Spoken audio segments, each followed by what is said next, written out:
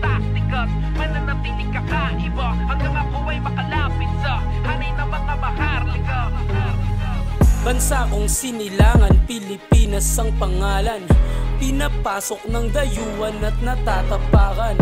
Di pwedeng magsalita kapag walang pangalan. Di rin uubra sa girian ng walang kayamanan. Mga pangyayari, bakit ba nagkaganon? Pilipinas kung mahal na natiling dekahon. Mga katanungan na sa isip bumaon. Nasaan na ang pagbabago? Yan tayo ngayon. Mapunta tayo sa mga dating kaganapan. Ating pag-usapan mga natutunan at kung ano ang pinaglaban. Para sa bayan ng dakong ilaban, ng dakong isulong hanggang kamatayan. Makatang Andres Bonifacio, handang tumigma para sa kalayaan. Mahal kong sinilangan ay handa kang ipaglaban. Dumating man ng sukdulan, malabo kitang iwanan. Kahit anong kapalaran, tatawid ko kabilaan. Bubuksan ko kamalayan tungo sa kapayapaan.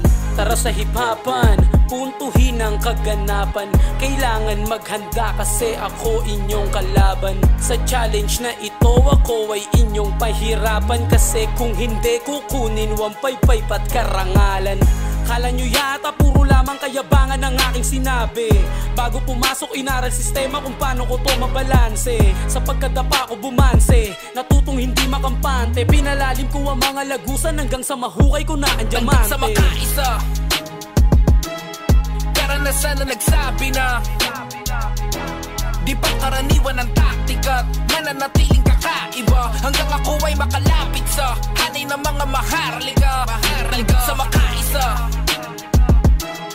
karanasan na nagsabi na di pa karaniwan ang taktika at mananatiling kakaiba hanggang ako ay makalapit sa hanay ng mga maharlika.